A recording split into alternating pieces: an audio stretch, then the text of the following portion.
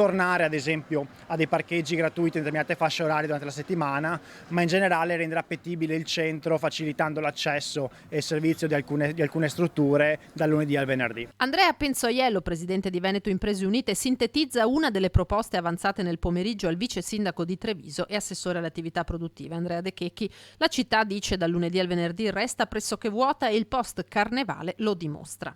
Le situazioni come quelle di questi giorni, con le festività di Carnevale, San Valentino primo, Natale, sono sicuramente belle, attirano turisti, però abbiamo visto tutti quanti, e ne parlava questi giorni qua anche il Federico Capraro, presidente Ascom, non portano poi reale economia nelle casse dei negozi, soprattutto dei ristoranti. I bar ovviamente fanno qualche spritz in più, ma si tratta di 2 giorni di festa. C'è necessità quindi di investire magari un po' meno in questo momento di partenza negli eventi estemporanei e tornare a dare aiuti perché la gente venga a spendere in città dal lunedì al venerdì. Veneto Imprese Unite propone anche la creazione di un tavolo permanente che si raduni con cadenza mensile, attorno al quale si confrontino comuni e associazioni di categoria del commercio, così da avere voce in capitolo, dice a Penzoiello, sulla programmazione di Cassugana.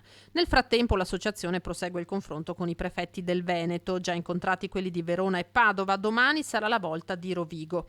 In agenda sgravi legati anche ai continui rincari dell'energia che a causa della guerra in corso rischiano di protrarsi. Posticipare la partenza del prestito garantito dallo Stato del primo decreto Cura Italia, che però nel milleproroghe sembra già abbia avuto una proroga appunto di 6 mesi. Parliamo di abbattimento del costo del lavoro, parliamo di abbassare lo scaglione per il credito d'imposta sugli affitti, tornare al 30% così come era nei decreti precedenti, e poi rivedere alcune tasse locali tipo Tari e Cosa per le aziende più in difficoltà, e anche la partenza delle cartelle esattoriali che adesso col milleproroghe possono essere di nuovo dilazionate entro aprile del 2022, però serve una sospensione almeno per le aziende veramente in difficoltà.